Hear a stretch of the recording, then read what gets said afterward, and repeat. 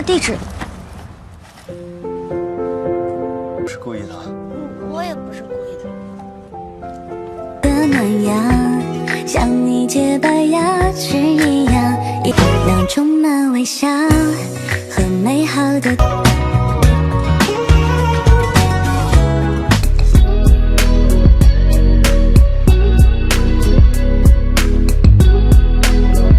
Setelah apa yang terjadi, Sangsi memutuskan untuk segera move on. Ia menyimpan semua hal yang berkaitan dengan Chiasu ke dalam kotak dan mengucapkan selamat tinggal.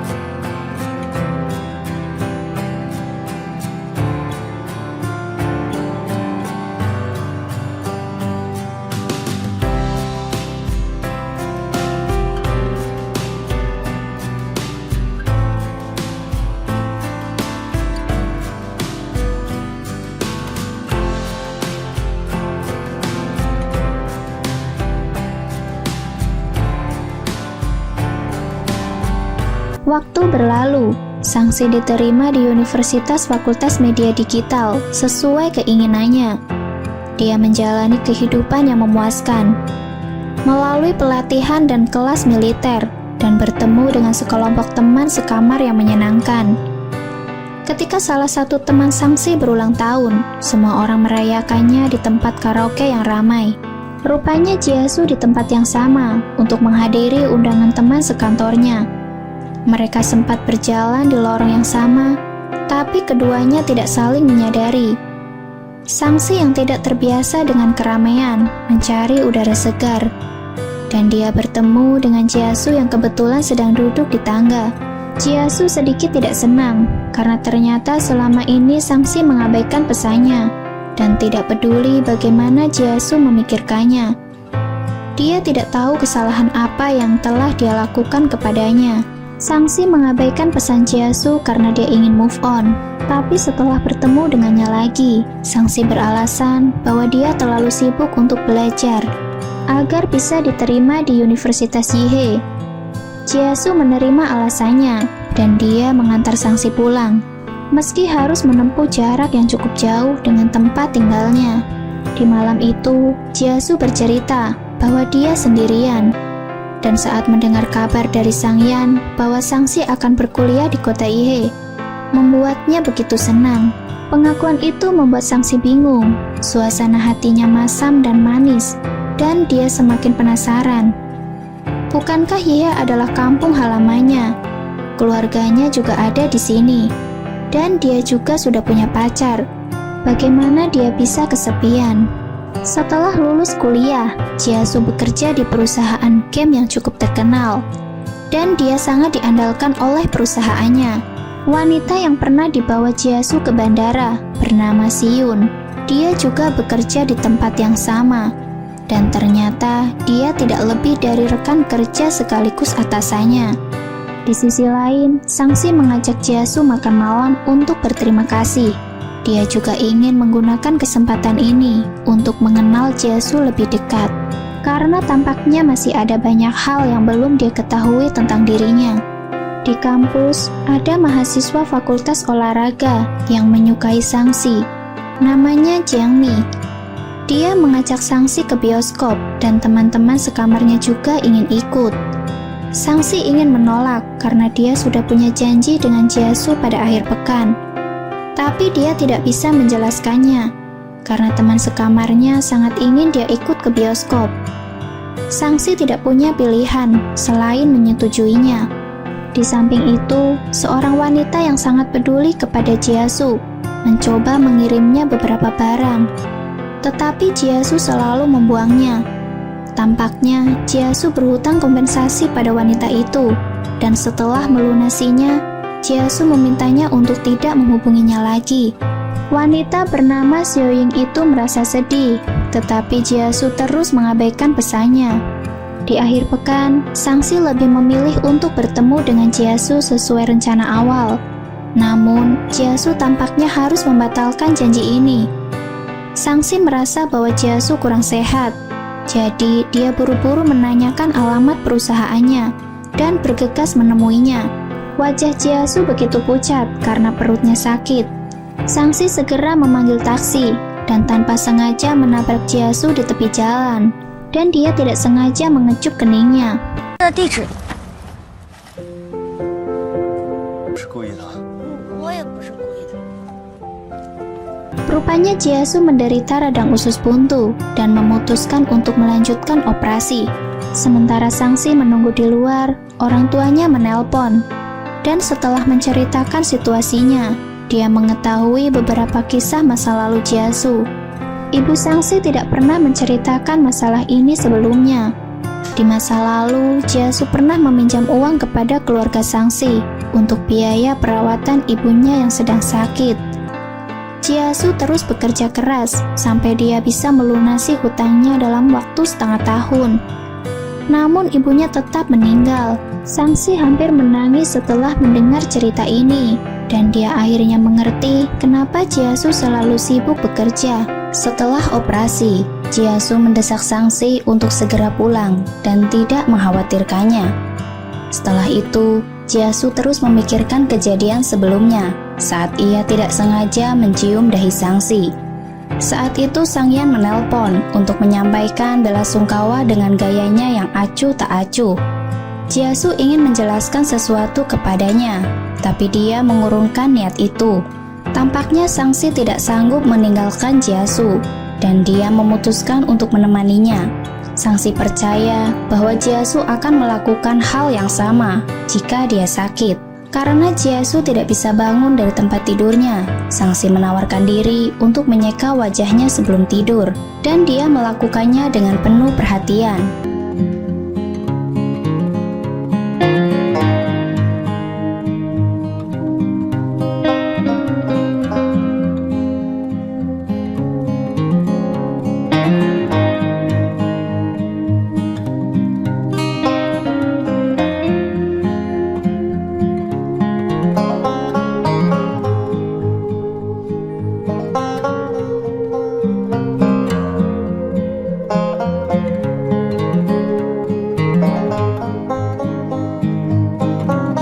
Keesokan harinya, Jiesu meminta tolong pada Sangsi untuk mengambilkan laptop di rumah. Tetapi Sangsi menolak dan berkata bahwa dia harus beristirahat. Mendengar Sangsi mengomel membuat Jiesu tersadar bahwa dia memang sudah dewasa. Setelah mengisi kelas, Sangsi pergi ke rumah Jiesu untuk mengambil beberapa pakaian. Saat itu, dia tidak menyangka Jiesu masih menyimpan foto bersamanya saat wisuda. Dan setelah melihat foto ibu Jiesu, Sangsi memperkenalkan dirinya. Xiaoying datang tepat setelah Sangsi pergi. Dia tidak tahu bahwa Jiesu sedang dirawat di rumah sakit dan rumahnya kosong. Sangsi kembali ke rumah sakit dan membawa laptop Jiesu, tapi dia memperingatinya untuk tidak bekerja terlalu keras. Pria tua yang mengisi tempat tidur di samping Jiesu mengira bahwa Sangsi adalah istri Jiesu. Tapi Jiesu menjelaskan bahwa dia adalah adik perempuannya. Namun, pria tua itu ternyata tidak bisa mendengar dengan baik dan bersikeras bahwa mereka adalah pasangan yang serasi. Jiesu mengiyakan perkataannya dan menanggapi semuanya dengan candaan. Tampaknya Sangsi tidak senang dengan candaan ini. Dia selalu menyembunyikan perasaannya dengan hati-hati. Tetapi Jiesu dengan mudahnya membuat candaan tentang itu. Sangsi berpikir bahwa mungkin di dalam hati Jiesu, dia tidak akan mungkin punya hubungan selain kakak dan adik. Itu sebabnya dia bisa membuat candaan seperti itu. Setelah pulang dari rumah sakit, Sangsi cukup perhatian sampai membuat banyak catatan supaya Jiasu menjaga pola makannya. Setelah pergi, dia menghibur dirinya sendiri dan menerima keadaan bahwa dia hanya adik perempuan Jiasu. Di samping itu, Jiasu menyadari perubahan sikap Sangsi dan khawatir dia akan marah. Setelah menceritakannya kepada Siyun, Jiasu mendapat saran untuk mengajak Sangsi makan dan membicarakan masalahnya. 在想什么呢？小姑娘生气很正，空约她吃个饭，好好跟她说说，应该就没事儿。 Sangsi tidak bisa menolak ajakan Jiasu ketika dia mengundangnya makan pada malam tahun baru. Jiasu meminta maaf kepadanya atas candaan yang telah dia buat di rumah sakit. Namun, Sangsi mengatakan bahwa itu bukan masalah besar. Keduanya mengobrol dengan gembira. Tetapi tiba-tiba Xiaoying kebetulan melihat mereka dan dengan marah menyiram Jiasu. Merasa bahwa dia telah mengabaikannya, Sangsi yang tidak terima membalas perbuatan Xiaoying yang kemudian semakin murka dan menuntut Jiasu bahwa dia berutang seumur hidup kepadanya. Pada akhirnya, Xiaoying diseret oleh temannya dan pekerja kafe. Sangsi membantu Jiasu menyeka air di wajahnya dan bertanya siapa orang itu. Jiasu hanya menjelaskan bahwa ayahnya berhutang pada wanita itu.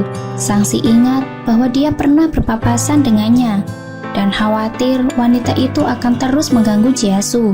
Melihat bagaimana Sangsi begitu peduli kepadanya, membuat Jiasu terharu.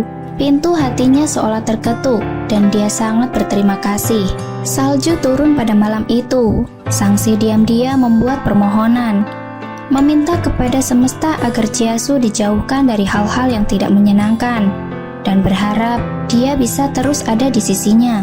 Jiasu menirunya dan membuat permohonan, berharap Sangsi selalu bahagia dan sehat selalu.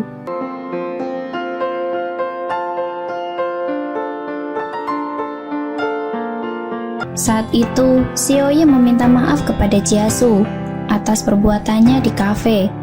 Dia masih tidak terima Jiasu mengabaikannya dan menuntut pertanggungjawaban atas kejadian di masa lalu. Saat itu Jiasu masih duduk di bangku SMA dan sebagai teman sekelas, Xiaoying tertarik kepadanya.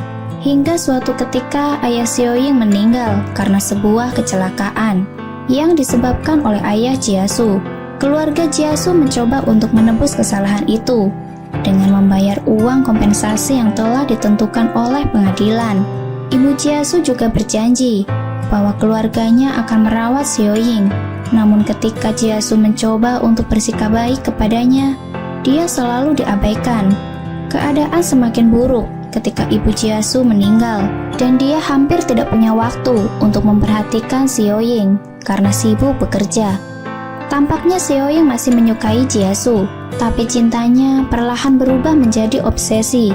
Dia menuntut untuk mencintainya sebagai bentuk pertanggungjawaban atas kejadian di masa lalu, dan karena itu Jiasu tidak menyukainya. Setelah apa yang terjadi, Jiasu merasa lebih baik setelah melihat foto Sangsi, yang entah bagaimana bisa memberikan kedamaian untuknya. Dia menyaksikan kembang api di atap dan bertukar pesan dengan Sangsi, yang juga sedang menikmati meriahnya malam tahun baru. Di satu kesempatan, Xiaoying membuat keributan di lantai bawah perusahaan Jiasu. Di saat yang sama, Sangsi datang ke kantor dan bertemu dengan Jiasu yang sangat mengkhawatirkannya. Jiasu dengan tegas meminta Sangsi untuk berkabar sebelum menemuinya di kantor atau di rumah. Dia takut Sangsi akan berpapasan dengan Xiaoying yang mungkin akan menyakitinya. Namun Sangsi mengira bahwa Jiasu tidak suka jika dia langsung datang menemuinya seperti ini. Pada hari itu, Sangsi datang ke kantor untuk memberikan smart bell kepada Jiasu. Dengan benda itu, dia bisa mengetahui siapa yang datang mengunjungi rumahnya, sehingga dia bisa mengantisipasi kedatangan Xiaoying yang terus mengganggunya. Perhatian itu lagi-lagi mengetuk pintu hati Jiasu yang perlahan mulai terbuka untuk Sangsi. 电子猫眼，就那个女的。